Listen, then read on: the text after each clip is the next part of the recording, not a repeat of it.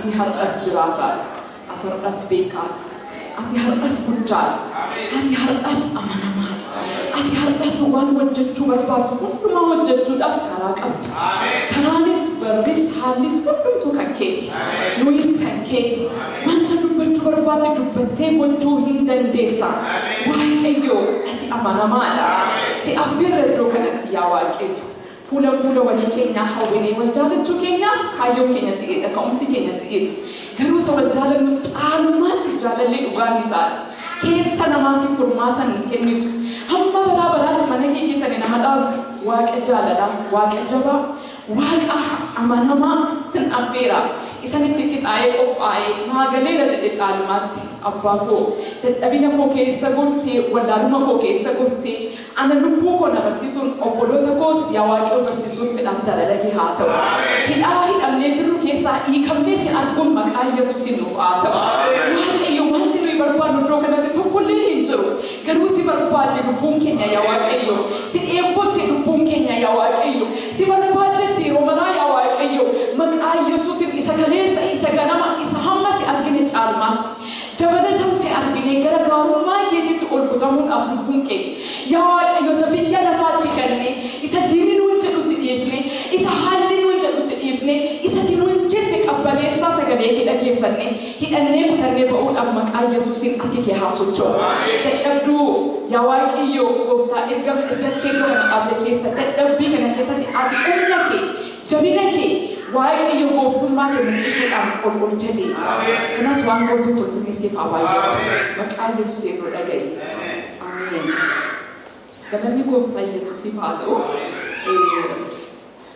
maqaan koo wangeela Maazaan jedhama waaqayyo wangeela naaf kenne akkuma isiniif kenne jechuudha galanni waaqayyo haa ta'u wangeelli hunduma keenyaaf kenname wangeelli kan abbaa tokkoof baatu hin ta'in wangeelichi Yesuus haleluuyaa Yesuus hunduma keenyaaf kenname labsii biraa hin qabnu labsii Yesuus qabna hundumti keenya jechuudha maqaan gooftaa Yesuus kan eebbifame haa ta'u yeroo dheeraadhaaf nummaa kooti kaase jechuudha afaanuma amaariffaatiin lallabas ture obboleettiin qofa isheen naa kennitu waaqayyo kan dubbatu si'eedha jedheen egaa baay'ee tokko lakkii jechaan ture wanta waaqayyo dubbatu moogaa wajjiniin dubbachuudhaaf fuuldura keessan dhaabbadheera galanni gooftaa Yesuusiif haa ta'u akka keessanitti gaashaan godheen dubbadhuma yoo dubbisuu ni dadhabe inuma tattaafadha galanni waaqayyoof haa ta'u wangeela Luqaas keessaa har'a kan ilaallu ijoon dubbii kootii hafuura waaqayyoon guutamuu isa jedhudha haleluuyaa hafuura waaqayyoon namoota guutamee namoota dubartoota lama iddoo kanatti argina guutamaniitu warra taa'an otoo hin ta'in guutamanii guutuudhaanis waaqayyo warra isaan ariifachiise iddoo kanatti isaan ilaalu kan isaan ariifataniif immoo ammeenyaaf immoo ofuma mul'isuuf immoo isa isaan guute sanatti isaan irraa mil'ate isa jedhu sachumaan ilaallaa jechuudha. Kutichi isaa baay'ee dheeraadha yoo of namni sadan tokko tolaan jirtanii baay'ee natti tola. Walqabatee deema waan ta'eef iddoo kana qofa iddoo sana keessaa baafachuudhaaf isa gaaraa wajjin walqabatee deema lakkoofsa tokko kaaseetii haga 34tti deema danda'ee kanaan dubbadha garuu ijoon dubbii kootii kan jiru 34 fi amma 43 isa jiru rakkate dhaaba jechuudhaan achitti iddoon ijoo dubbii kootii jechuudha garuu lakkoofsa tokko kaasee haga 10 haga 20 haga 30 nama dhumaatti namni dubbisu yoo jiraatanii boqonnaa tokko Luqaas boqonnaa. Yaa ulfaataaf jaallatamaa Taafolos waa'ee dubbii nu gidduutti raawwatame kanaa namoonni baay'een odeessuu jaalaniiru. Kanas immoo qopheessuun isaanii akka warri jalqabanii duukaa turan ija isaaniitiin kan argan dubbichaafis kan hojjetan nutti dabarsanitti. Anis immoo dubbii kana jalqaba isaatii jalqabee keessa lixee qoraa waan tureef tarreetti galchee siif caafuun gaarii fakkaatee anatti mul'ate. Kana gochuun koos dubbiin sitti himame kun dhugaadhaa fi amanamaa ta'uusaa akka hubattuuf. Bara Heroodos biyya Yihuudaa bulchaa turetti balbala lubootaa kutaata Abiyyaa keessaa lubni Zakkaariyaas jedhamu tokko ture.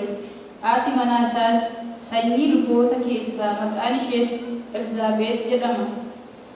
Lachuun isaanii abboommii Gooftaatii fi seera isaa raawwachaa fuula Waaqayyoo duratti jireenya qajeelaa jiraatan. Haa ta'uyyuu malee Elzaabeet dhabduu waan turteef dhala hin godhan. Lachanuu immoo lafa guuraniiru turan. Darabiin balbala isaatii geenyaanis gaaf tokko Zakkaariyaas warra kaan wajjin fuula Waaqayyoo duratti hojii lubummaa isaa hojjechuudhaaf dhiyaate. Akka amala hojii hirmachuu isaaniitti Zakkaariyaas aarsaa akka dhiyeessuuf buufata mukaatiin irra buunaan gara mana qulqullummaatti ol gale. Yeroo aarsaa ixaanaa kanattis sabni baay'een alaa in kadhata ture. Yommus ergamaan Waaqayyoo iddoo itti ixaanni aarfamu gara mirgaatiin dhaabbatee Zakkaariyaasitti mul'ate. Zakkaariyaas yommuu isa arge na'ee sodaate. Ergamichi immoo itti dubbatee, yaa Zakkaariyaas hin sodaatin, Waaqayyo kadhannaa kee dhaga'eeroo. Elzaabeet haati manaa kee ilma siif hin deessi. Maqaa isaas Yohaannis jettee moggaafte. Ati guddaa in gammadda, dhalachuu isaas namoota baay'eetiif gammachuu in ta'a.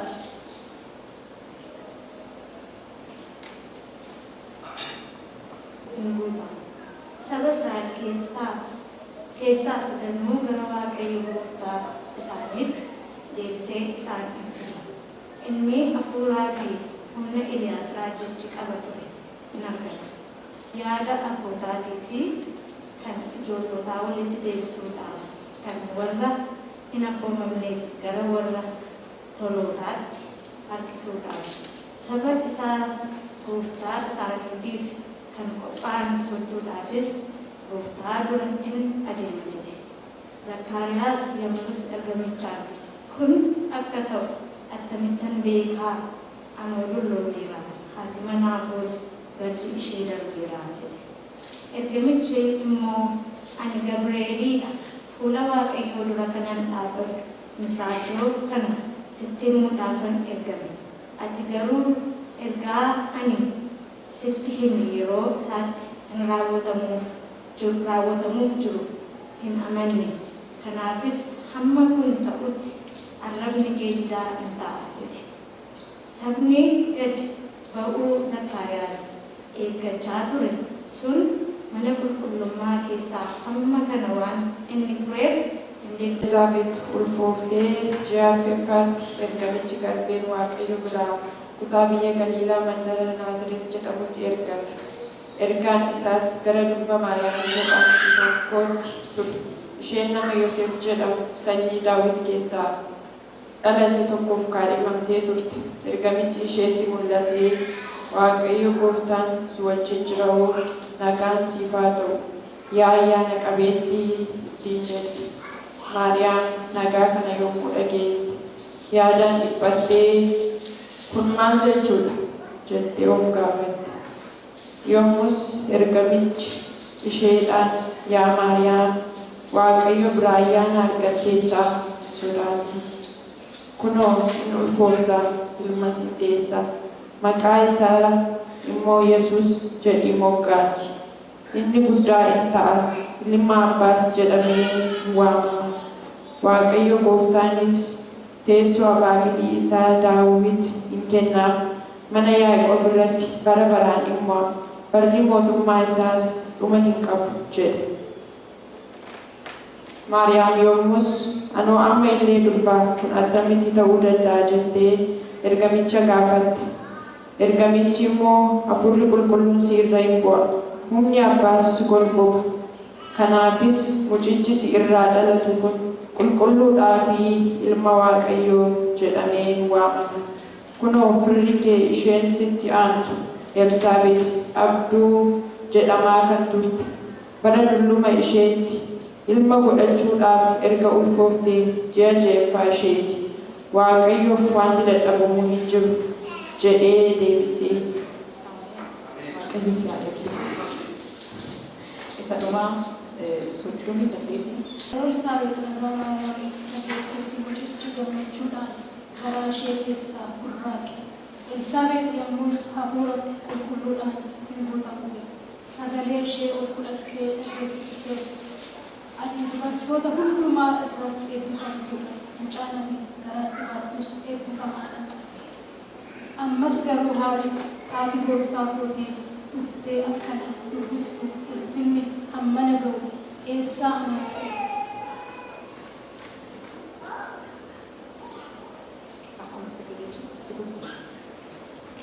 Akkuma sagaleen nagaa kee gurra koo keessa bu'e mucichi gammachuudhaan garaa koo keessaa burraaqe. Abdiin gooftaan keenya akka raawwatan eegtee kan amante attam kan ayyaanamtedha jedha. Haleluuyaa. Galanni gooftaa Yesuusiif haa ta'u. Hundumti keenya lallabne irraa jechuudha. Namatti tola baay'ee. Akkuma agartan bakki kuni bakka nama ulfaataa tokkoof maqaansaa jaallatamaa fi ulfaataa Teewuloos jedheetu Luqaas nama kanaaf ergaa guddaa kanatti dabarsaa jechuudha. Ergaan guddaan kun immoo jedha isa dhumaarratti yoo ilaaltan boqonnaa tokko lakkoofsa 4 irratti kana gochuun koos dubbiin isaa amanamaa kun kana gochuun koos dubbiin sitti himu kun dhugaa fi amanamaa ta'uusaa akka hubattu itti jira. Haleluuyaa. Dubbiin har'a walitti himnu dubbii dhugaa fi dubbii amanamaa. Dubbiin Waaqayyo yeroo hundumaa dubbii dhugaa fi dubbii amanamaadha. Waaqayyo gaafa namatti dubbatu, Waaqayyo gaafa abdii nuuf kennu, Waaqayyo gaafa nu tuqu, Waaqayyo gaafa waan nuun jedhu cal'iseetuma jedhamiti. Dhugaadha dubbiin isaa. Amanamaadha dubbiin isaa. Baroota lakkoofsisuu danda'a, haalota lakkoofsisuu danda'a, tuffatamuu danda'a, wanta hedduu keessaa qaba. Namni keessattuu Waaqayyoon irraa dubbii qabu waa ofirraa qaba. Dhiibamuu qaba, tuffatamuu danda'a, wanta hedduu of bukkeetti garagaltanii ilaaluu dandeessu. Jarreen kana gaafa isaan ibsuu fi nama jaallatamaa kanaaf Luqaas akkanatti jedhe. Jarreen kun ittiin jedhe qulqullaa'oo fi Waaqayyoon warra sodaatan turanii. Maqaan isaanis immoo Elsaabeexii fi luba Zakkaariyaas jedhama. Namooti kun gaafa duba isaanii ilaaltani Elsaabeex eessaa dhufteettani sanyii Aroon irraa dhufte. Sanyiin Aroon sanyii mukisaa 12 keessaa laliseedha. Garuu dubartiin kun maal ofirraa qabdi? Dhala argachuu hin dandeenye. Kanaaf akkuma bara kabuu moofaa keessatti dubartiin yoo deesse fayyina argatti jedhu dubartiin kun question markii keessa galteetti. Fayyuu dhiisuu dandeessi garuu inni maalidha? Luba. Luba jechuun immoo namoota cubbuu godhaniifis namoota aarsaa hundumaa qabatanii dhufanii fi fuula Waaqayyootti nama dhufee saba sana bilisa akka ba'u sabni sun Waaqayyo wajjin akka kontaakti wal godhu aarsaa galchuudha. Garuu namni kun maal ofirraa qabaa? Cubbuudhaan koo waamama. Warri manaasaa maalidha? Argattuu miti. Dhabduudha. Dhabduu qofaa moo yoo taate gaariidha. Dulloomtu dhabdiin itti citeera. Humaa hojii biraan qabduu nama jedhamtee beekamtuudha waa'ee isheen sitti odeessaa ittiin jedhe. Garuu namni kun guyyaa gaafa tokko yoo jedha akkuma isaan obbolooti koo dubbisanii guyyaa gaafa tokko carraatti itti ba'ee lubooti yeroo baay'ee carraatti itti ba'a jaallatanii galanii tajaajilu kan kabara keenya nuyi jaallateet balbala du'aa fi balbala gaddaa balbala cubbamuu keenya nurraa tarsaaseetu hin dura keenya dhaabbatee hundi keenya maal nu godhe qulqulloota jedhee nu waammate. Bara duratti garuu akkas miti. Yoo ejjanis, yoo sobanis, yoo akka tasaa sakandii tokkoof cubbuu waa yaadanii gara qulqullummaa mootummaa Waaqayyootti ol galanii aarsaa inaarsu ta'e kottee isaanii irratti hidhaan itti fonyoon itti kaa'ametu gara mootummaa Waaqayyootti saba Waaqayyoo qulqulleessuuf oliitu. Yookaan jiraadheen ba'a, yookaan du'een ba'a jedhaniitu gara mootummaa gara sanatti gara mana qulqullummaatti oliitu jedha sagaleen Waaqayyoo. San booddee itti mana qulqullummaa keessatti walitti garuu namichi kuni dhaqeetu lafa aarsaatti taa'ee lafa aarsaatti Waaqayyoon galateeffachuutti wanta gochuu qabu sanatti gochuu calqabee jedhee jaallatamaaf kabajamaaf Teewuloositti odeessaa jechuudha. Jechi kun garuu har'as jecha oduu dhaga'ee toon ta'in dubbii dhugaadha. Dubbii dhugaadha jedhaa lubbuu keessatti himantaaf. Dubbiin kun dubbii dhugaadha. Seenaa keessatti jijjiirama. Waaqayyoon wanta isiniin hojjetu tokko qaba. Tasuma dhalanne tasuma dhufne biyya lafaatti otoo inni ta'in tasuma biyya kanatti waaqayyo waame otoo ta'in akeeka sinirraa qaba akeeka narraa qaba waaqayyo akeeki isaa akeeka Yohaannis ittiin uume akeeka sana sirraa qaba obboleessa koo akeeka sana sirraa qaba obboleettii koo tasuma nyaannee tasuma jiraannee duunaaf miti waaqayyo kan waame hojii siin hojjetu hojii siin waa furu hojii waa siin ciru hojii waa siin jiraachisu waaqayyo sirraa dhimma qaba kanaaf nu hojjetate waaqayyo hin dhiibdi biyya lafaas hin dhiibdi foon keenyas hin dhiibdi waaqayyo irraa kallattii adda addaatiin hojiin diinaas haa dhiibdu wanti fedhe malee na dhiibee akka waaqayyo irra nagahee deebi'ee jedhe dastaan hin sammuu nu dhiibee akka waaqayyo jiraachuu waaqayyoon malee jiraachuus waaqayyoon malee jiraachuufis hin danda'amu akka barruufidha galanni waaqayyoof haa ta'u.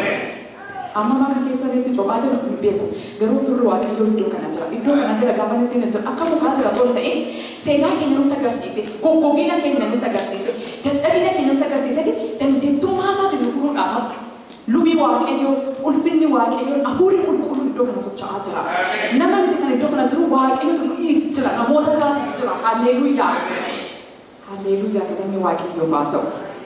Namni kun egaa hin galee gara mootummaatti akkuma yeroo isaa geesse Zakkaariyaas namni jedhamu kun ixaana haqanuudhaaf gara sanatti hin galee jedhee lakkoofsa 8 irraa haga 28 waan ta'e dubbatutu jira jechuudha.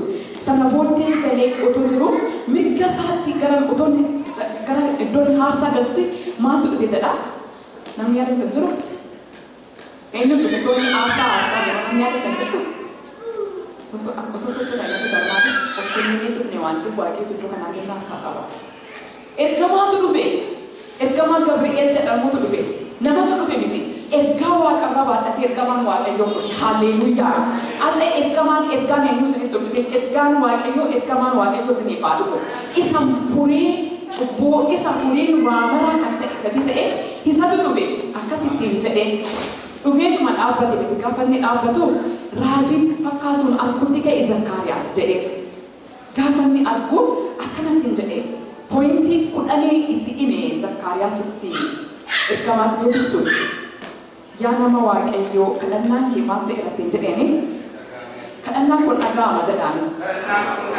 Saba waaqayyoo waan tokko sanitti himu waaqayyo waan isiniin jedhe akka sagalee waaqayyootti akka sagalee isaa jedhetti hin kadhanna taana na amantanis na amanuu waatanis barri saala ka'a ariifatee saalu suuta jedhee saalu raawwatama akka fooniitti yoo kadhanne garuu balbaluma tumuuf muka tumuuta amalee hin jeeru akka fooniitti inni tunne maqaa gooftaa Yesuusiin humna wangeelichaatiin nurraa haa tumu akka diinaatti akka nama fooniitti inni kadhanne maqaa gooftaa Yesuusiin gaara waaqara lafa waaqara nurraa haa cufamu akka ol ba'ee aarsaa gaarii hin taaneef nurratti cufame maqaa gooftaa Yesuusiin har'a nurraa haa ta'u akka yaada waaqayyootti kan kadhan akka sagalee waaqayyootti kan kadhan yaadi keenya irratti haa ta'u hafuurri keenya irra jiru haa hojjetu inni ati na waan ta'eef karaara na haa baasu jennee kadhanne garuu nu keessa taa'ee waaqayyo kadhate har'as ta'e boorsin ta'e hirma raawwata taa'ee haadha gaduu raajaa abbaa gaduu hin beeku waaqayyo hin dubbata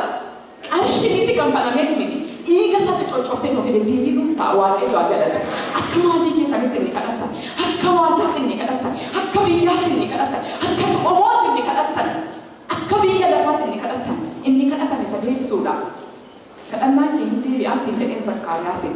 Kadhannaa kam akka ta'e iyyuu hin beeku namichoo maaliiti sabii inni itti kennee haasaan dhufee gale bakkee dhaabbateetu akkuma beektan wanta ortodoksiitti akkasumatti anatti hin guddanne waan ta'eef namooti hedduun warri lubbuu keessa gala warri kan jiru bakkee taa'ee dhagaa dhungatee daaraatti naqatee waaqayyoo isaatiin natti mul'atu yaa Gabri'eel yaa Mikaa'el jedhanii guyyaa Mikaa'elaa dhaqanii barbaadachuu jechuudha. Waaqayyo gowwummaa isaan kadhataniin hinuma deebisa nama dhiba. Waaqayyo saba isaatu waaqa hin beekne malee waaqayyo saba isaa hinuma beeka. Waaqayyo ijoollee isaa hinuma beeka. Eessa amantii fedha keessa naa ta'an. Naaf galeetu kun waaqa kooti jedhanii gaafa isaan dhaqanii waaqayyo karaatti mul'atu qaba. Zakkaariyaas ta'ee kadhannaa isa kamiin akka dhiyeeffate sina dhiyeeffate akkamittiin akkana gaafachuu danda'e kadhannaan keessi deebi'eera kan jedhu namicha kanaan ergamaan kun dhufe waa'ee dursana qulqullummaa luboo ixaan itti ba'eetu kan carraa dura qaqqabeetu waliite isa kamiif gaafii gaafatee jedheenii ergamaa kana barreeffama kana dubbifataa ture jechuudha. akkas jedhee kadhannaa kennaa ture kadhannaa san sabaaf fidadhee dhufe mooyyuu kadhannaan isaa haadha manaa koo wajjin qabadhee kadhadhu mooyyuu isa kamii jedhee asirratti hin barreesse kadhannaan keetii dheeraatti hin jedheen otoo inni hin dubbatiin akkasitti hin jedhe isa kamiisaa tonni qabdee kadhannaan ati kadhatte keessa Elisaabeet inni fooftii jedhe haleluuyaa kadhannaan jedhee kadhannaa sana Elisaabeet ishee dulloomtuu sani kan kunuunsa inni fooftii jedhee lammaffaa sadaffaatti dhiira moo ulfooftii maqaan isaa eenyu jedhama jedhee Yohaannis jedhama maqaa gooftaa Yesuus Kiristoosiif ergii jiraachuun keenya nafne ergaa bara baraa nama labsu taane har'a dhaladhee ba'uun nuuf haa ta'u.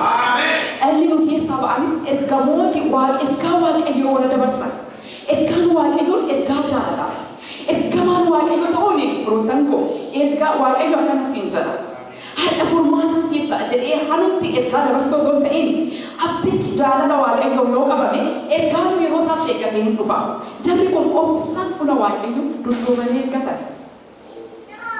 Eessa dhaabbatanii tajaajilanii sanyiin Leewwii lafa hin qabu. Sanyiin Leewwii dhaala hin qabu. Dhaalli isaa waaqayyoodha jedha sagaleen waaqayyoo. Sanyii Leewwii lafa hin jedhamne kun. Kanaaf hadda kadhannaa kee dhaga'ame mucaa deessaa maqaan isaas Yohaannis jedhama. Yohaannis dhalatu kun akkuma dubartooti biraa baay'een ijoollee ta'an hin dhalatu. Otoo gadameessa haadha isaa keessa jiruuti akka dubbiin falmisuun isa kanaa. Hafuura qulqulluun hin bakamaa jedhe. Saba waaqayyo biyyi lafaa hafuura ishee nutti guuttee nu macheessitee wal nyaachifte teessee tashaaka'aa jirti. Saba waaqayyo seexanni dubbisaa nutti guutee nama nu jaallatu si jibba jedhee nutti fakkeesse nama nu kabaju si salphisee nuun jedhee waa meeqa nutti himeera. Hafuura halleenyaa hafuurri qulqulluun akkana nuun jedha hafu. Haleluuyaa. Isinan guuta ergaan isiniin ba'aadha nuun jechaa jira. Ergaa seexanni nu keessa kaa'e ergaa biyyi lafaa nu keessa kaa'e ergaa foon keenya nu keessa kaa'e hafuurri foonii ergaa isa kamtu si keessa ture gara dura ergama isa kamtu si keessa hafuura isa kamtu si keessa ture har'a maqaa gooftaa Yesuusiin humna sagalee isaatiin keessa keenya keessaa hin soka haleluuyaa. Amanuwaatus amanamaan waaqayyo kana cabsee nu baasa. Raafamaa akka ilkamuu qabuuf raafamaa waldaas fakkaannee biyya lafaas fakkaannee hin jiraannu. Ijaarama keenya hafuura waaqayyoon ijaaramnee baana. Yohaannis hafuura waaqayyoon guutamee dhufaa jedhe. Ulfina gataa laata namni kun inni hafuura waaqayyoo. Hafuurri waaqayyoo sitti bu'aa gaafa jedhuun obboleessa kootiin abiin nama baay'ee tubatee baranaa birris maanis dhiyeessaa fi sana booddee immoo farda lugaa kan qabna ta'ee biyyoottis ga'isa deebisa. Isa kana miti Yohaannis kanaaf hafuura qulqulluudhaan innaa guutamu jedhe baay'ee kiirusii gaana. Furmaati isaa iddoo kanaa hafuura waaqayyoon gaafa guutamu jedhe haleluuyaa. Si'i mana keetiif maatu akka mucaan kun dhagatu jedhanii badhaadhinatu ta'aa jedhe. Olloonni hundumtuu siif gammadu jedhe. Garuu olloonnis bilis maaliif hin jedhee na dubartii kanaan jedhe. Dhala dhabduudha. Maqaan ishee dhala dhabduutti hin jedhame. Garuu abbaan manaa ishee maqaan ishee maalidha? Isaaniif warra dhala isaaf kennu. Isaan boreetu waaqayyo dhala isaaniif kennu. Isaan boreetu waaqayyo furmaata isaaf kennu. Isaaniif kennu. Isaan boreetu waaqayyo dubbii jireenya isaaniif kennu. Isaan garuu maal ittiin jedhuun dhala dhabduudha. Dhabduudha ittiin jedhuun. Dulloomtuudha ittiin jedhuun. Dulloomas hin jedhaa seeraan. Dulloomtee hafuurri kee dulloomee lasiin hin jedhaa nuun jedhaa. Inni dulloomtee tolu keessa jira innaa dulloomu malee. Isatu rukutame malee waaqayyoon dhumarratti wanta nama dhibu keessa namooti waaqayyoon har'a hunnoo gadi bu'an jettumeni jennee laalamini wazana isaa kan dubbiin waaqayyoo fuudhee butee mirga isaa kaayee qoomsa dagaagsa nama. Akkanan jedhuu miti akkam siin jedhu miti akkam sirratti dubbadhu miti akkam sirratti dubbatetti taata malee akkam sirratti dubbadhutti sitti hin ta'u. Iyyasuus gooftaa gammadaa jirtu dhugaan isinitti mane baay'een gammade. Anaan na guutiiti. Anaan na tuqiiti. Anaan na jijjiiri seenaa koo saba keessa kanaan jijjiiruudhaaf jedhee waaqayyoon gaafadha. Haleluuyaa. Anaaf jijjiiramatu ta'a. Anaaf jijjiiramatu ta'aatuma bulu. Ittuma dabalaa deema araarri isaa jechuudha. Isiniifis akkasuma. Maqaa isaa garuu yeroo kanatti waan hubachuu qabdan yeroo namichi kun ergaa dhaga'u Elisaabeet mana sana keessa kan turre kana hubattanii barbaadu. Waa'ee isaanii dubbachaa jira turte. Hafuura qulqulluun guutamuu isa jedhuudhaan. Itti himee sana booddee fuula waaqayyoottis guddaa ta'aa bulaa jedha maqaan Yesuus fuula waaqayyoo duratti guddaa ulfina waaqayyoo isa guddaa ta'aa bula saba waaqayyoo guddaa ta'aa bulu nuuf haa ta'u guddaa ta'uun jaalala waaqayyoo laphee waaqayyoo qabaachuudha araara qabeessa waaqayyoo bararanii deemuudha sana booddees akkanatti hin jedhee fuula waaqayyoottis guddaa ta'aa jedhee Milkiyaas 4:6 irratti akkuma barreessamee jechuudha akkasitti jedhee ani waaqayyoon jedhee jal'ina saba biyyi lafaa dhufe hawaasa biyya lafaa irratti akka hin finneef namni kun jedhee eenyu waa'ee inni dubbata sirrii fakkaatu san waa'ee Yohaannis dubbata namni kun jal'oota gara qajeeltotaatti fidaa hamoota gara gaarummaatti fidaa waaqayyo wajjin wal barsiisa jedhe jiraachuun keenya biyya lafaa akkana jedhee sin eebbisu mirga keessa wallaa kaasaa jal'oota gara waaqayyootti deebisuudha hamoota gara waaqayyootti deebisuudha warratti dukkana ibsaa waaqayyo ibsuudhaan waa jiraachisuudha ergi jiraanne kanaan jiraachuun nuuf haa ta'u akkas ta'aa ittiin jedhe haleeluuyaa kana qofaas moo ittiin jedhe namni kun Yohaannis gaafa dhalatu jedhe saba Israa'el waggaa 400 dukkana yerootti turetti ifa ta'eetu dhufa isa itti dukkanaan warra itti dukkanaan qabe maalitti dukkanaan waaqayyo jiraata isaniitu isa intaane labsaa isa intaanetti deema waan ta'eef gara waaqayyootti dachaasaa gara isaatti fidamiti ani Yohaannis hafuura qulqulluudhaan guutame na dhaga'a karaan isinitti agarsiisa akkas ta'a jedhameti koottaa gara waaqayyootti deebi'a እናንተ የእፉኝት ልጆች እናንተ ግፈኞች የእግዚአብሔር መንግስት የማትወዱ ስሙን እኔ ሰገሌ waaqayዮoti ani bishaan sincuba inni na duukaan ko inni abiddan sincuba jedhe isa na caala jedhe maaliif inni na caala jedhe isinitti fakkaata hafuura waaqayyootu isa caala keessa isaa guute namni hafuura waaqayyoon guutamee jiru sin caala jedhe yeroo hundumaa isa na caala jedhe haleeluuyaa waaqayyoota si keessa jirutu caala jedhe walwalii keessatti isa si keessa jiru ayyaana si keessa jiru afaanumaaf dubbata miti iji isaa banamee waan ta'e sinna keessa caalsita isa jiru caala dhugaadhaan fooniin yookaan guddaa taana fooniin yookaan barataa taana fooniin yookaan baay'ee sooressa biyyeessa taana iddaas maarar inni toora sana lammaffaa sana duukaa bu'uun inni guddaa kan lubbuun bitire wanti guddaan hafuura keenya irraa kan jiru waaqayyo gadaa bu'us waaqayyo gadi bu'ee isa baasa olaa bu'us kan ol baase waaqayyo dhuguma nuyi hafuura waaqayyo na caaltu haleeluuyaa hafuura waaqayyo isa caalaa si keessa jira obboloota koo hafuura waaqayyo isa caalaatu gara isaa dhufe waan ta'eef inni na duuba jiru jedhe isa na caalu jedhe haleeluuyaa akkasitti jedhedha lakkoofsa 18 haga 20tti iddamma kana guututti dubbate dubbii kun hafuurri waaqayyootti hin guutamne waan ta'eef kun akkamitti ta'uu danda'a kan jedhe kuni maaliif ta'uu danda'a akkamitti ta'a maali jennaan anoon loomeera ani illee waan rakkina hin qabu macheen isaan rakkina hin qabamin warra boota ishee garuu baay'ee dulloomtee ittiin jedhe dulloomtuudha ishee dammuu hin dandeessu ittiin jedhe ilaalee ittiin jedhe ergamaan waaqayyo arkitekta waaqayyo jedhe anaa fi si jidduu kan dhaabbatee jiru waaqa kana nan keenya jedhe gatiisa amanuu dadhabdeeti jedhe har'aa qabdee maal taata jedheeni galanni waaqayyoof haa ta'u gaafa duudessu dubbii keenya dubbisuun malee dubbii keenya dubbisee wanta haaraa fiduuf malee waaqayyo dukkaneessuuf hin sodaatina asitti kan qabe waan qabeef qabu na wajjin hin jirtu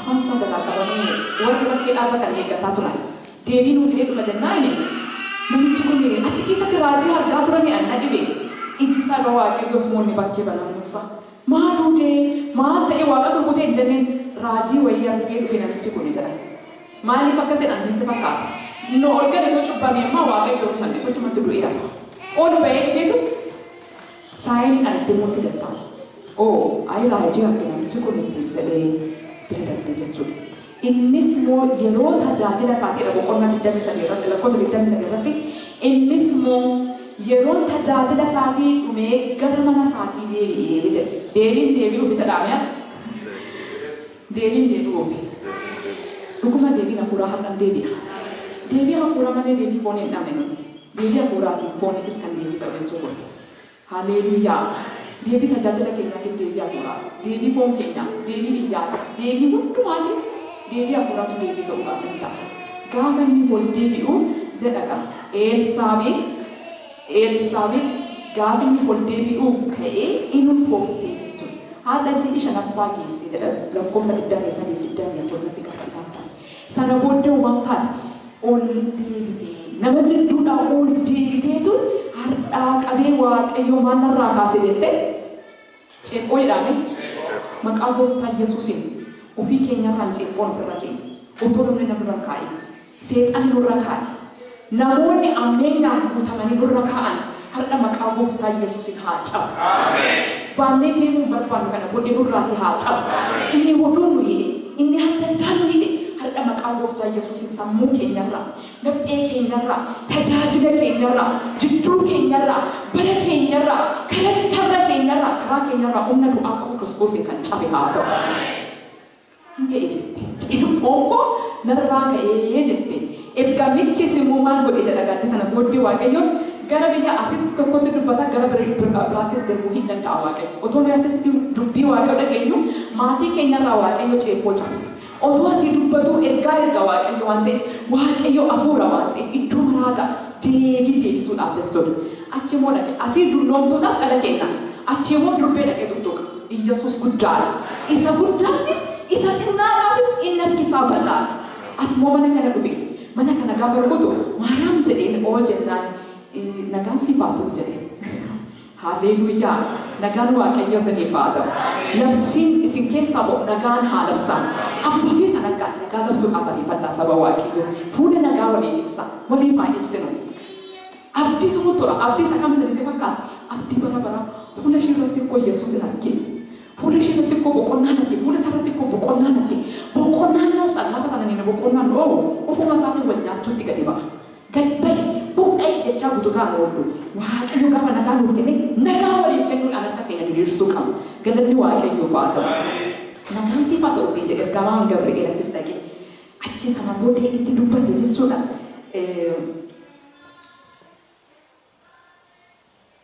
Ergamichis dammi saddeet irratti dammicha irraa kaasee Elsaabeet ulfooftee ji'a ja'affaa ergamichi Gabri'eel waaqayyo biraa kutaa biyya Galiilaa mandara Naazireet jedhamu ergame. Ergaan isaa gara durbee Maariyaam jedhamtu tokkotti ture. Isheen nama Yoosef jedhamu sanyii Daawit keessaa dhalatte tokkoof kaadhimamtee turte jedha. Ergamichis isheetti mul'ate waaqayyo gooftaan si wajjin jira. Eenyu si wajjin jira? Namni waaqayyo gooftaan si wajjin jiru ergaatu siif jira. Dhuguma hundi keessa wajjin waaqayyotu jira ergaa siif jira har'a. Ergaa akkamii isinitti fakkaata? Gana keenya. Haleluuyaa. Ergaa siif jira jedhee ergaan kun itti aansee maal jedheen nagaan siif haa ta'u. Yaa ayyaan qabeettii ittiin jedhe. Maariyaam nagaa kana yommuu dhageessu yaadaan dhiphattee kun maal jechuudha jettee of gaafatte. Yommus ergamichi isheedhaan yaa Maariyaam waaqayyoon yaa Maariyaam waaqayyoo biraa ayyaana argatteetta hin sodaatin kunoo in ulfoofta ilma sindeessa maqaa isaa moo Yesuus jedhii moggaasi ittiin jedha. Ergaa jireenyaa waaqayyoo. Yesuusin ulfaa'uun durba ta'anii salphina. Miti biyya keenyatti durbi mana jirtu manatti ulfooftu salphina. Saffuu jedhama. Maatiitu salphata jedhama. Garuu ishee kanaaf abbaa nageenyaan dhufe. Yesuus waamanaatu dhufe. Isa saffuu jedhu cabsee ba'utu dhufe. Isa qulqulluun nu'iifi cubbamaa ta'ee nu immoo qulqulloota nuun jedhutu nuuf dhufe. Nagaan siif haa ta'u. Nagaatu siif dhufe jedhaan achi Zakkaariyaasitti dubbata. Dhiiratti dubbata. Asitti immoo dubbee Maariyaamitti dubbata. Yaa hojii waaqayyo. Tokko qofaa filatee ittiin dubbanne dhiira qofaa miti kan inni barbaadate. Dubartiidhaafis waaqayyo waaquma. Waaqayyo jiraataadha. Waaqayyo dubaras dhiiras hin jedhu lubbuusaa lamaaniifuu qiixuma dhangalaasee nuuf kenne waan ta'eef. Isaatti jiraachuuf mootummaa waaqayyoo gaafa dhabnu namni Yesuus wajjin jiraate mirguma isaa dhaqee fudhata. Haleluuyaa. Yaa Maariyaam sana booddee egaa wanta baay'eetti dhaqee dubbatutu jira. Ilaala pooyintii koo kanaa qabatanii jiru. Iddii sana booddee simatte ishiin immoo amantee fudhatte. Zakkaariyaa akkasuma jettee gaafatte waan tokko waan dhibeen isinitti himaa. Zakkaariyaas akkamitti ta'uu danda'a jettee gaafate. Iddiin amanne jedhee afaan isaa qaba. Isheen kunis akkamitti ta'uu danda'a jettee Maariyaamin gaafatte ergamicha jechuudha. Garuu afaan kee haa qabamu ittiin hin jenne waan na dhibe keessa. arrabni jalaa hin qabamne lapheen ishee jalaa hin qabamne akkanatti hin jedhe hafuurri qulqulluun gara kee dhufaa jedheen haalleluuyaa yaa firoota koo hafuurri qulqulluun gara keessan haa dhufu dhuguma hafuurri qulqulluutu isuma dheebuun koo gada maskantala hafuurri qulqulluun waa argatu hafuurri waaqayyoo gaafa nama argatu achuma dhaabbatanii afuu miti yeroo darbee ta'e yeroo biraan dhufeetti dhufaa kan agarsiisata saayinsaa jechuudha. Innaa hafuurri waaqayyoo gara gaafa kee dhufu hafuurri qulqulluun sanatti bu'a. Achi immoo hafuurri qulqulluun siif kadhataa. Atis immoo Yesuus nama jedhamuun ulfoofta indeessa. Maqaa isaa eenyutti jedhanii Yesuus ittiin jedhanii. Kanaafis immoo firri kee tokko jedhee ilaala waaqayyoo Elsaabeetiin dulloomtu hin jenne. Elsaabeetiin dhabduu hin jenne. Ergamaan dhabduutti hin jenne. Namnis dhabduutti hin jenne. Firris dhabduutti hin jenne. Firri kee kan turte Elsaabeet achi haadha ija abbaa isheen mucaa dhabduu turte itti agarsiisan naanta milikkita. Ergamaan Elsaabeet nama turte hin jenne. Ishee dhabduu turte ittiin jedhe. Namoota ittiin jechaa turan. Waan tokko isinitti mahaadha. Ofii keessaniinis hafuura waaqayyoo ta'e jaalala waaqayyoo ho'aa qabdan otoo biyya jirtan ta'e gaafa tokko dinqatuma hafuurri waaqayyoo otoo sitti kadhattanuu ta'e isinitti mul'atee sin jalaa badee diinni dhufee sammuu keessanii yaa dhabdu isiniin jedhe hin dhabamne waaqayyo isin keessa jala bidda keessa mubeeffadha. Hin dhabamne waaqayyo dhugaan isinitti hima hojii dinqii ta'e isiniin hojjeta waaqayyo hojii gurguddaa ta'e isiniin hojjeta waaqayyo du'aa boolaa hin sochoosa waaqayyo jiraadhu isa jedhe hiruma jiraachisa waaqayyo sin fudhadha isa jedhe simmoo hiruma fudhata waaqayyo haalleluuyaa. Hafuurri qulqulluun gara ishee dhufee isheedhaaf hin kadhate isheen hafuura qulqulluun hin guutamne. Haga kanatti Elsaabeet hafuura qulqulluun hin guutamne. Zakkaariyaas hafuura qulqulluun hin guutamne. Yohaannis hafuura qulqulluun hin guutamne. Garuu amanaatattee fudhattee kadhataa jirti. Amma ji'a shanaffaa ji'a ja'affaa isheeti jedhee ka'e gara ishee deebiitti hin jedhe. Namni hafuura waaqayyoon guutame. This is my point.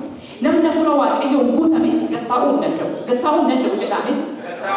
Dhugumaan isinitti hima of tuulmaadhaan gattaa'uu hin dandeenye. Namni beekaadhaan gattaa'uu hin dandeenye. Wallaaleenaanis gattaa'uu hin dandeenye. Dhibameedhaanis gattaa'uu hin dandeenye. Namni na dhibeedhaanis gattaa'uu hin dandeenye. Gadi isiniin teessisu hafuurri waaqayyoo. Waamicha isinirra jiraataanaan gadi isiniin teessisu. Namooti ollaa haa qaban, namooti ganna haa buusan. Dhimma baasaa isin jechisa hafuurri waaqayyoo isin keessa jiraanna. Hafuurri waaqayyootti dhufnaan hin fiigdee jedha haalleluuyaa. Suuta deemte miti. Hin fiigde eessatti har'a seenaa haaratu ta'e. Waan gaarii dhaga'e. Waan tokkoon gammadanii namni gara kootti namni biluu yeroo baay'ee ittiin gashaadha. Namni gaafa namni tokko naaf bilbilee abalumee hojii gaarii argatee abalumee hin fuudhee hin gammadee hin fayyadaan jedhan lammuu abbaan egaan guyyaa guutuu kolfaa oolu. Natti tola. Nan gammada. Isu dhuguma keessa koo keessaayis nan koo abalumee koo uffatee kan yaa waaqayyo. Abalumee sana yaa waaqayyo malee immoo kan si dhaga'a machees dhuguma sodaan namni hundumti keenya hinduu amaganaan hin jedhini kaa yaa waaqayyo. Najalaan keessa koo keessa nan eegu. Fayyii gaafa jedhan immoo abbaan nagaan lafa ture. Waaqayyo waaqa gammachuuti. Gaarummaan waaqayyoo sin keessa jiru. Gaarummaan waaqayyoo nu keessa jiru isa gan nuti ibsisu miti. Isa biyya lafaa wajjin wal fakkaannee kan teenye. Isa haala wajjin isa inni kaan takaalaa nu qopheesse, takaalaa nu qopheesse, takaalaa fuuratti nu qopheesse, takaalaa fuuraa nu qopheesse. Isa keessatti gallee rafnee teenya koota sana keessa gallee teenya toon ta'e. Cabsinee fiignee ba'uu nuuf ta'a. Haalleluuyaa. Faarfannaadhaan cabsanii ba'u. Lallabaan cabsanii ba'u. Akkamitti jaalala. Waaqayyoon jaalala. Waaqayyoon araara qabeessa araara kennuun. Waaqayyoon walqixa walqixxeessuun. Waaqayyoon abdiidha abdii kennuun. Waaqayyoon waa mara nuuf kenneera. Irrumaatti xinnoo amma nu galee socho'uun. Ammuma isheef galeen kaate Maariyaam. Ammuma si galeen ka'e. Haalleluuyaa. Gara raawwachaatti filachaa jira isa dhumaarratti. Na dhaggeeffadhaa saba waaqayyo. Anaaf isiniif waaqayyo waaqa tokko. Waaqni keenya waaqa tokko jedhame. Iddoo feetan ta'a. Mana fincaanis taa'aa waaqeffadha. As koottaas waaqeffadha. Kichinii lafa daaraa keessas taa'aa waaqeffadha. Konkolaataas konkolaateessaas waaqeffadha. Inni guddaan waaqayyo lafa nuti foon keenya jiru otoo hin ta'in hafuurri keenya iddoo guddaa keessa jiraachuudha. Haalleluuyaa. Maariyaam kan isheen turte maalan godhaa dubbii Maariyaamiinoo akkana naan jedhan saba kana caalmaatti Itoophiyaan akkana mini dubbii mana keessatti jirtu hiriyummaa keessa keenya keessatti amma gaafa gaa'ilaatti deemnutti akkamittiin kan wannoo jennee keessa baanaa jechuudha. Sana'uu ta'uu baatee maatii isheetiif kabajan qabdu, biyyaaf kabajan qabdu, waan sammuu qabdu jedhamnee waa baay'ee nurratti maqaatu nurratti ba'a. Kanaaf durbeen kun maqaatu itti ba'e isinii galee mee bakka durbee Maariyaam obboo isaati maqaa isinitti booba dhaggeeffadha. Nama keessatti miti kan itti himamedha durbeen kun. Haala moo Ayihudoota keessatti akkuma beektanii dubartiin tokko sodaa dhiiraaf lakkoofsa keessa isaan hin galanne cubbuutti isaanii cubbeessu malee maqaan isaanii hin ka'u. Cubbattuun yeroo hundumaa dubartiidha waan taateef. Kan wajjin ejjuu dhiira ejjamtee argamte kan jedhee moo fidee gara murtootti dhiyeessu isuma. Fidatee gaafa dhaga'ummaa isheen Yoosef wajjin dhageessi miti. Isheen luboota wajjin dhageessi miti. Dubbiin dubbii ulfaataa. Dhuguma mee bakka Maariyaam lubbuu isaatii har'a wanta akkana ta'e otoo hin taasin hin jedhanii ameen jettanii fudhattu. Aannan ulfaataan hin beeku. Afurri Waaqayyoo nama gargaara baay'ee ulfaataadha. Abbaa manaa kootu narraa adda ba'a. Maatiin koon dhabaa. Namoota na jaallatan hin dhabaa. Namoota na kabajan hin dhabaa. Hiriyoota koo gaafa sana wajjiniin miinzee naa ta'anii gara gaariidhaatti nagaa keessattuu nagaa ta'a. Waa baay'eetu jira. Isheen garuu dhageessee hin baate. Saatii kutti ga'e. Innaa dhageesse itti dhageesse booddee in amantii jedha. Maqaa Yesuus Kiristoosin amanuun nuuf haa ta'u. Guyyaa har'aa Waaqayyo qofaan amanuun nuuf isiniif haa ta'u. Sagalee hedduu dhaga'aa oollee mul'amine mee sagalee hundumtuu maqaa gooftaa Yesuus Kiristoosin sagalee amma dhageenye irraa kan caalu jiru caalmaa sana nuuf haa ta'u. Inni nuti dhaga'ame kanaan socho'uun nuuf haa ta'u. Gaafa dhageessu maal goote jedha fiigdee baatee jedha. Akkamatti tola sanatti fakkaate. Dhageesseetuma inni ulfoofte jechuudha. Sammuu yaa Waaqa. Eessaan isheen dulloomtu sun sammuu yaa Waaqa. Haati manaa Zakkaariyaas sammuu yaa Waaqa. Ollaan isa toleesse moo hin jenni isa chuma keeyyattee arcaafatteetu dubbii jiru hundumaa dhiifteetu. Hin baate hafuurri Waaqayyoo. Hafuurri Waaqayyoo nu baasuu nuuf haa ta'u kana. Hafuura Waaqayyoon ba'u. Hafuura Waaqayyoon galuu. Hafuura Waaqayyoon lafa hojii keenyatti. Hafuura Waaqayyoon gaa'ela keenya keessatti. Hafuura Waaqayyoon hirmaattuu mootummaa Waaqayyoo keessatti ba'uun nuuf haa ta'u. Ba'uu jechuun saba Waaqayyoo keessatti lallaba adda addaa keessatti ba'anii socho'uu.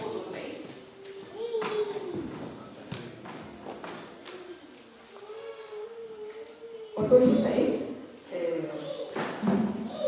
hin dhaga'amu. Otoo hin ta'in yaada Waaqayyoo keessa ta'uudhaaf jechuudha.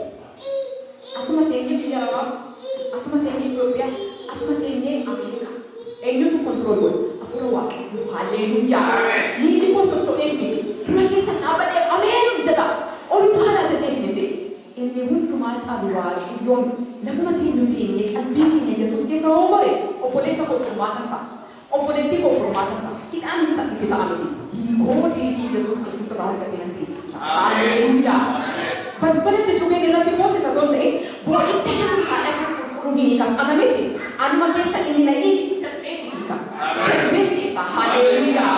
Kanaaf jedhee Daawit tsawwaan hin buute. Tsawwaa hin mootoo tsawwaa hin mootoo. Koo hin buute. Irraa hoo maal ta'e jedhee hin dhankale.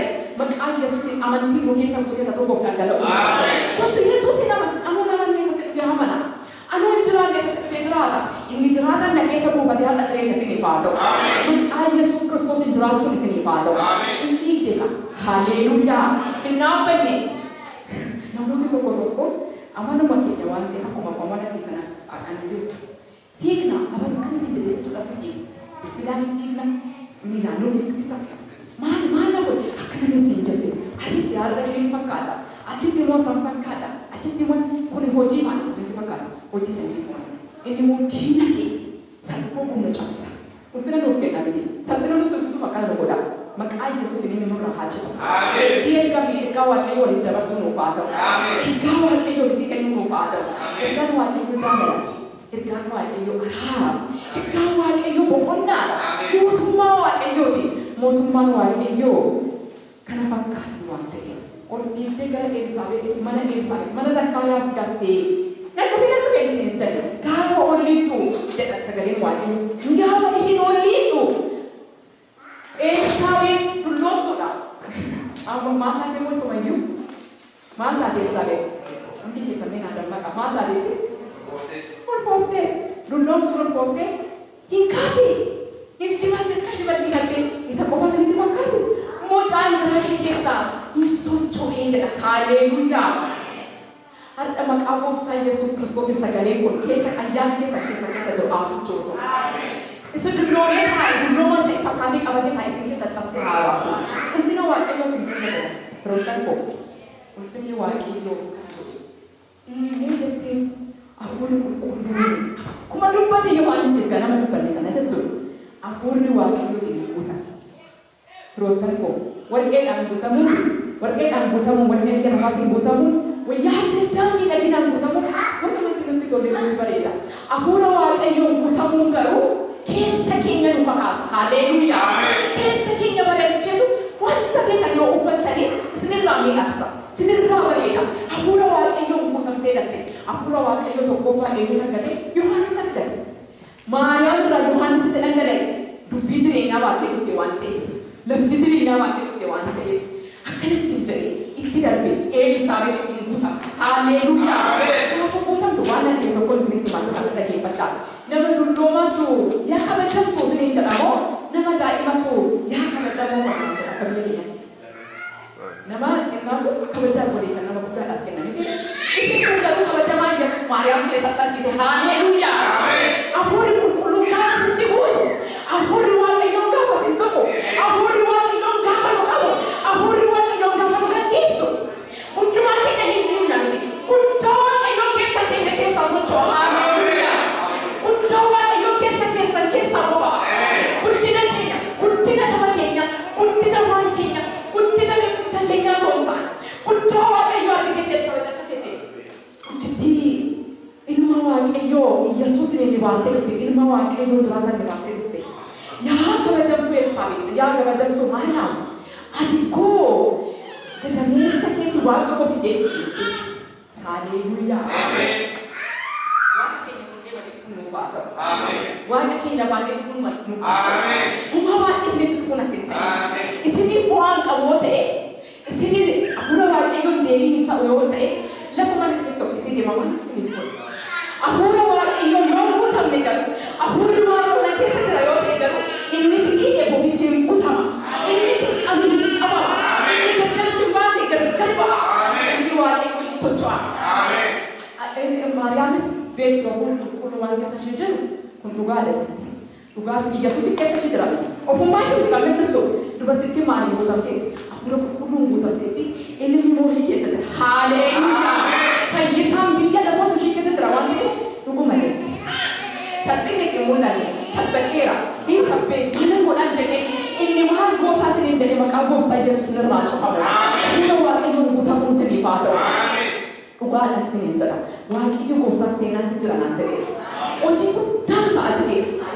Amantoonni waaqayyo gooftaan hafuuraan guutamtanii socho'uu malee kana booddee deebii ta'a waaqayyo isin keessa ta'e. Biyya lafaati wanta isinitti boonni hundumaati waaqayyo furmaata isinitti. Wanuma walumatti akka marseen inni taasisu boofichi cabeera maqaa Yesuus. Walumatti xaxaami ta'u. Asumatti xaxaafi deemaan xaxamu nyaatumaan fakkaachuu bigumaan fakkaachuu yommuu wal fakkaachuu hin cabe maqaa Yesuus. Inni nurraa ba'eera maqaa Yesuus. Hafuura waaqayyoon guutamne isa gurraachaanis isa adiidhaanis abbaa ba'eera. Haalleluuyaa. Inni dhufeoo fayyisaa biyya lafaati malee fayyisaa ma'aazaa qofaa miti yoo hundaafuu ta'e yoo haalleluuyaa. Namni hafuura qulqulluun guutame furmaata namaaf ta'a. Namni hafuura qulqulluun guutame ani jira jedhe inni jira jedha. Namni hafuura waaqayyoon guutame eenyummaa isaa bittisa miti. Eenyummaa isaa deebiin ta'u. Eenyummaa waaqayyoon ibsa. Haalleluuyaa. Biyya too jirtan namooti faarfannaa barreessitan barreessaa jirtan turte jirtanii jirtu maqaa kana keessa. Namni barreessitanii waa hundaadhaaf faarfannaan hedduutiin faarfatamaa ture. Faarfannaa shaniin ol ta'e jirtu wanta kana keessa. Sirriidha. Hafuurri waaqayyoo ammayyuu wanta kana keessatti faarfannaa haaraa simaa kenna sirriidha. Yesuus guddaa. Waaqayyo faarfannaa hafuura qulqulluun guutate.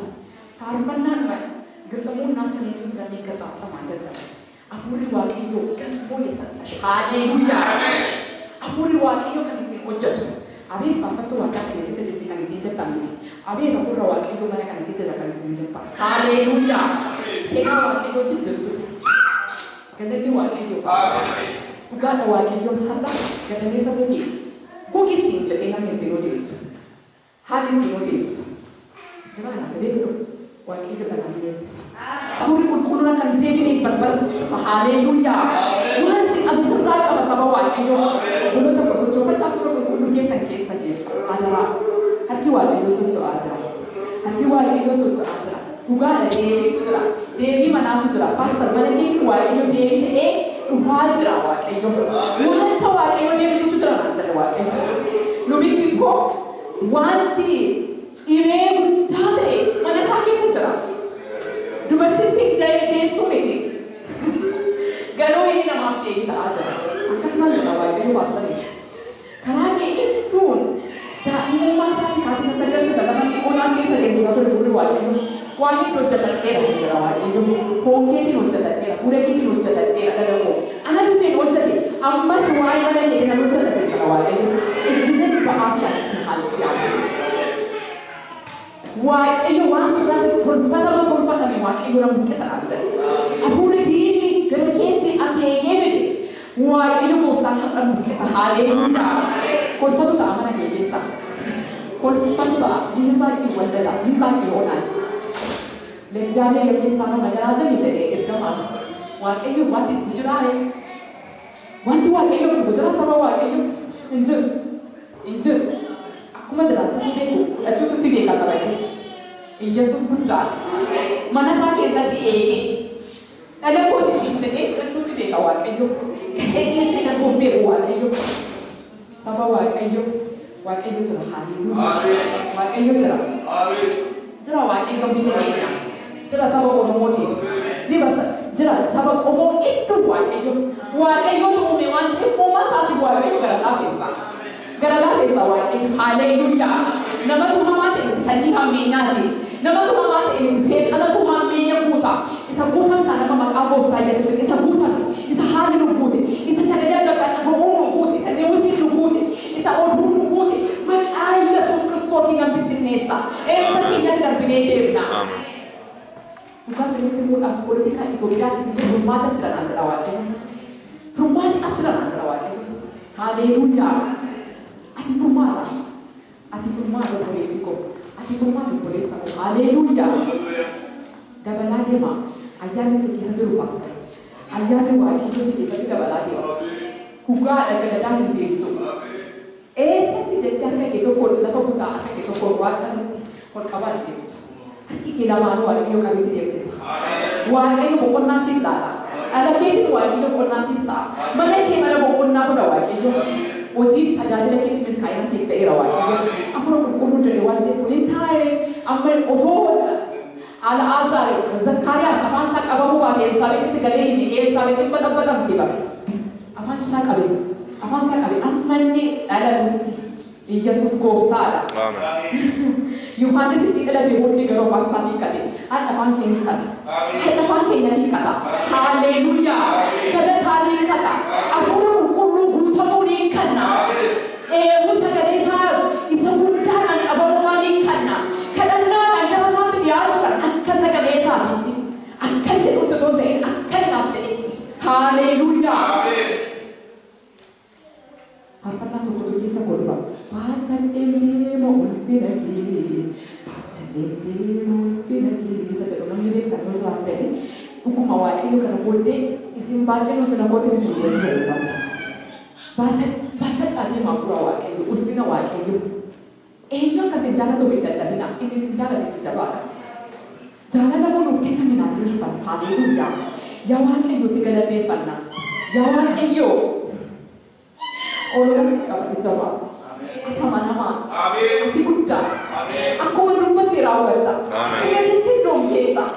Yo hati nak apa pun sih. Nak jalan sesuai dengan itu sih. Nak kawan jauh dengan itu sih. Isa bogar jauh itu sah abdi ku tadi. Abdi lah sekarang tadi. Kalau abdi nak makan kisah, orang tu suruh awak. Orang itu kau tak sanggup berpati. Anak lupa. Rupiah sering pernah kan jadi. Amma rupiah tu pernah tu timah logo tak kau pergi kenya sama bayi, pergi kenya sama bayi kamade. Mak ayah Yesus Kristus wan FBT.